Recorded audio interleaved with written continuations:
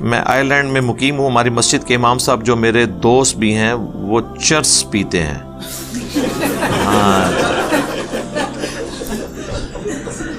میں نے ان کو سمجھایا اور باقیوں کو بھی سمجھایا, لیکن وہ سب کہتے ہیں کہ ان کا ذاتی معاملہ ہے. ان کے پیچھے نماز پڑھ سکتا ہوں, دل نہیں کرتا, اس وجہ سے باقی دوست ناراض ہیں. میرے بھائی اس چیز کو ٹیکنیکلی دیکھنے کی ضرورت ہے. آپ کا دل ان ائمہ مساجد کے پیچھے نماز پڑھنے کو کرتا ہے جو جھوٹی روایتیں, جھوٹی حدیثیں نبی علیہ السلام کی طرف منسوب کر رہے ہیں, تو میجارٹی کر رہے ہیں سارے. اور بخاری اور مسلم دونوں میں حدیث ہے, جس نے میری طرف جھوٹ منسوب کیا وہ اپنا مقام جہنم میں دیکھ لے. یہ جہنمیوں والی اپروچ کرنے والے علماء تو لاکھوں کی تعداد میں ہمارے ممبروں پہ بیٹھے ہوئے ہیں. اس وقت آپ کا یہ جو نازک دل ہے کیوں نہیں بھٹکتا, یہ پھڑکتا کیوں نہیں اندر کہ ان کے پیچھے ہم نمازیں پڑھ رہے ہیں؟ اب ہماری ویڈیوز کے بعد تو آپ کو ان کے کردار, عقائد و نظریات کھل کے سامنے آ چکے ہیں. جھوٹ بولتے ہیں, اور قرآن میں جھوٹے پہ اللہ کی لعنت ہے, وہ ان کے اندر موجود ہے. تو یہ ساری خرابیاں موجود ہیں. ان کی ریشو پروپورشن اگر آپ کیلکولیٹ کریں تو عقیدے کی خرابی ان کے اعمال کی خرابی سے بڑی ہے. وہاں پہ بھی ہم ٹالریٹ کر رہے ہیں, تو اس طرح کے معاملات میں بھی ٹالریٹ کریں. آپ نماز پڑھیں, مسجد سے الگ نہ ہو, اس کا رزلٹ کوئی نہیں نکلنا, نقصان ہونا ہے. دوسرا, یہ امامت کی شرائط میں سے نہیں ہے کہ کس شخص کا کریکٹر کیسا ہے. اس لیے آپ دیکھیں گے کہ آپ کو کسی حدیث میں نہیں ملے گا کہ فلاں کے پیچھے نماز پڑھو, فلاں کے پیچھے نہ پڑھو. سارے فتوے ہیں ائمہ کے.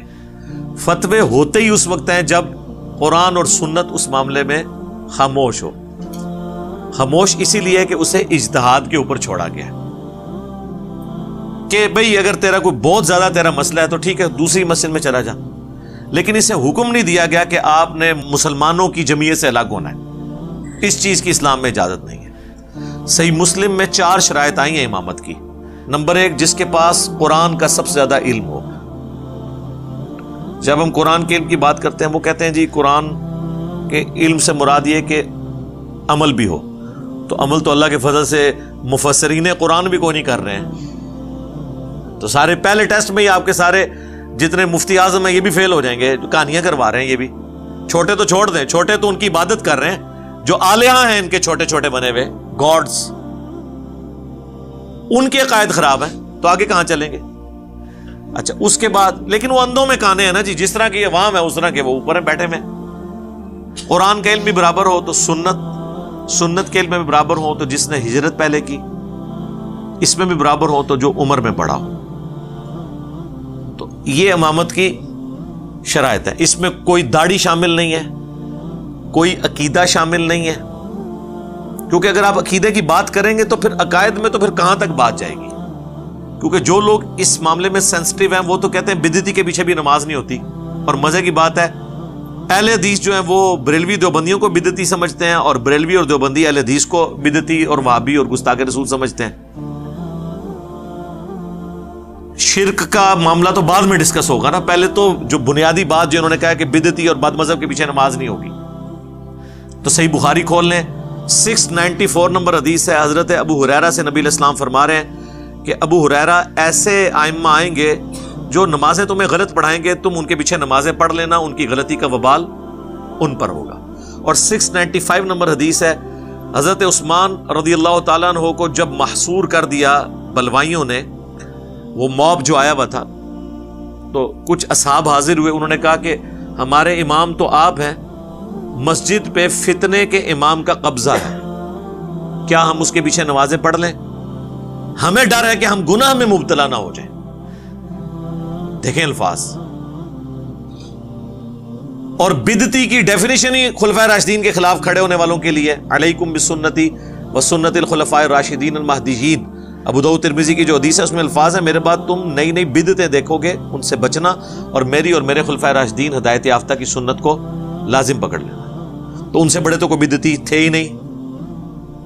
آپ کو کہانی کرائے گی وہ یہودی تھے. حضرت عثمان نے کہا بھائی یہودی نہیں ہے, یہ میں بریکٹ میں کہہ رہا ہوں. انہوں نے کہا کہ نماز ہی مسلمانوں میں نیکی کا کام ہے اجتماعی طور پہ, نیکی کے کاموں میں ان کا ساتھ دو, برائی میں ان سے الگ رہو, یعنی ان کے پیچھے نماز پڑھو. اس سے امام بخاری نے رزلٹ نکالا ہے کہ باغی اور بدعتی کے پیچھے نماز پڑھنا درست ہے. تو اب ہم آپ کے مولویوں کے فتووں کو لے کے چلیں یا حضرت عثمان غنی کا فتویٰ مانیں؟ جی وہ بریلوی کہتے ہیں کہ جی دیکھیں صحیح بخاری میں جو مرتدین کا اور خوارج کا چیپٹر ہے اس میں عبداللہ ابن عمر کا قول لے کر آئے ہیں امام بخاری کہ عبداللہ بن عمر مخلوق میں سب سے بدترین قوم خوارج کو شمار کرتے تھے کہ وہ آیات جو کافروں کے بارے میں نازل ہوئی ہیں وہ مسلمانوں پہ لگاتے تھے.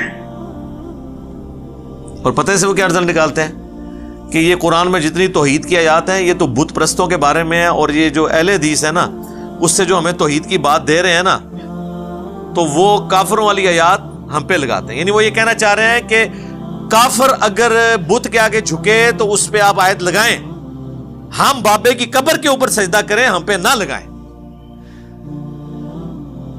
اگرچہ ہمارا جرم ان سے بڑا ہے کہ ہم نے کلمہ پڑھ کے غداری کی ہے توحید کے ساتھ. بھئی قرآن کی آیات تو جسے فٹ اسے گفٹ. وہ خوارج لگاتے تھے کس کے اوپر؟ حضرت علی کے اوپر. بھئی حضرت علی کے پیچھے تو نبی الاسلام کھڑے ہیں ان کے عقیدے کی اصلاح کے پیچھے. تمہارے پیچھے کون کھڑا ہے؟ احمد بریلوی، اشرف علی تھانوی، رشید احمد گنگوئی، مفتی احمد نعیمی. تواڈے پیچھے او کھلوتے ہیں تے تسی کہہ رہے ہو تواڈے تے آیتاں نہیں لگنگیاں. حضرت علی کی سپورٹ میں تو نبی الاسلام کھڑے تھے.